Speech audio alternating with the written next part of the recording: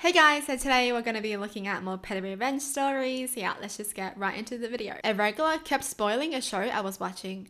I used to work in a comic shop and we had a lot of regulars who would come in every week who I got to know fairly well. There was one guy who had mentioned he liked Stargate. So one week he came in and I mentioned him that I'd start rewatching Stargate from the very beginning. I also mentioned that I'd never seen the last 3 seasons or any of the spin-offs, so I was excited to see them. The first thing he says is, "Oh, so you don't know about detailed description of something that happens in the final season?" I was like, whoa, no spoilers, which should have been enough, but it wasn't. Every week he'd come back in and spoil it for me even more, and every week I would tell him to please not spoil it for me. This went on for about 2 months. Between the regularity of it and the smirk he'd get on his face every time I asked him not to tell me spoilers, I knew he was doing it on purpose. So one week he came in and bought a big pile of comics he'd ordered. I waited for him to pay, and then instead of bagging them up, I found them all out on the counter. You see, I read a lot of comics, especially back then. I read every new comic that was published by Marvel and DC, and then some as they came out. So it just so happened that I had read every comic he had just purchased. I proceed to point to each comic and spoil every single one. He's gonna talk to me about Stargate after that. Good! Karma, that's what you get! I love how they waited for him to pay first. And then they were like, well, this happens in this. The same, this is why you don't be rude. Like, what was the point of that guy even trying to spoil it? You know, like there's no good intention behind spoiling a show. There was really no point. Kept leaning on me on a bus. Enjoy the floor, ma'am. This happened recently on a semi-crowded bus. I was standing in the middle of the bus. Although there was plenty of space around, this woman decided to stand right next to me. After a few moments, she started leaning her shoulder against mine. I politely asked her to move a little away since it was uncomfortable. I thought this was basic manner. She did, but only for a few minutes. Then she came back again to use me as a human pillar. I can't even tell how pissed off I was. So I decided to take my petty revenge. Once she got comfortable using me as a support again, I suddenly took a step back without warning. So she lost her balance and fell down right away. Stood up, looked at me, didn't say a word, and stood well away from me for the rest of the ride. She was playing victim. She was like, I can't believe you did that to me. This evil person over here. Evil, evil. I love people being petty to people that deserve it. Why do some people think they have the right to just touch people? Like, that's disgusting. You know, I don't want your hands on me. My roommate kept eating my snacks, so I filled a bag of chips with broccoli. Living with a roommate who keeps stealing your snacks is honestly a special kind of hell. I'm not talking about the occasional, oops, I thought it was mine.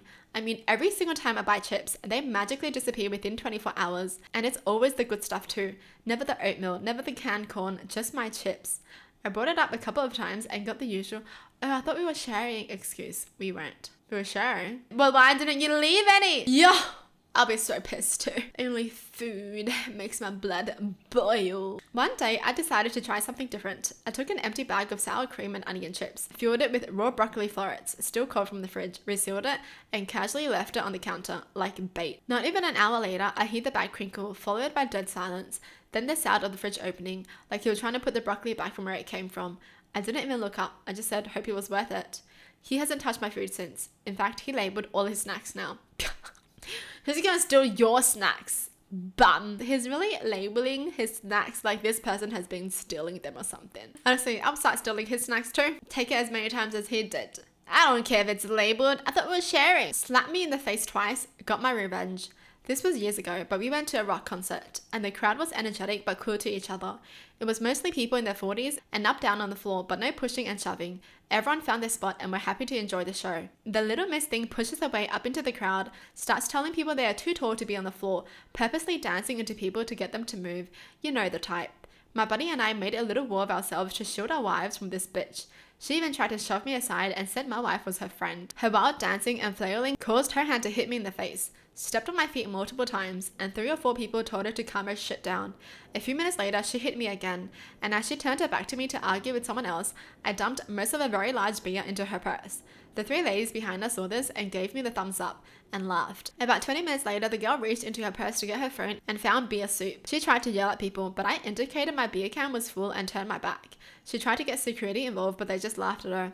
After the show, she was outside, begging someone to call her an Uber since her phone wouldn't work. Maybe I went too far. It seemed justified at the time. Justified? Yes, of course. If she was just nice and polite and not rude, everyone would want to help her. But look what happens when you're rude and you disregard other people. Yeah, nobody wants to help you. So next time, just be a decent person. You know, you don't even have to be nice. Just be a decent person, that's all. I just don't get where these kind of people get the audacity from. Like, what makes her think she can do things like this? Shoving people, pushing them, arguing with people.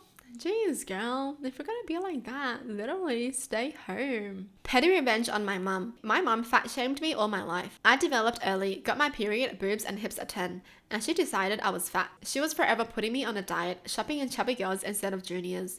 Decades later, when I actually gained a lot of weight after 2 successive pregnancies, she got out of control, humiliating me in public, to relatives, to my husband. When I took up running and was shedding weight very quickly, she didn't see it. At the time, I was having my suit pants altered to fit my changing shape, so my size 14 pants were tailored to a 10.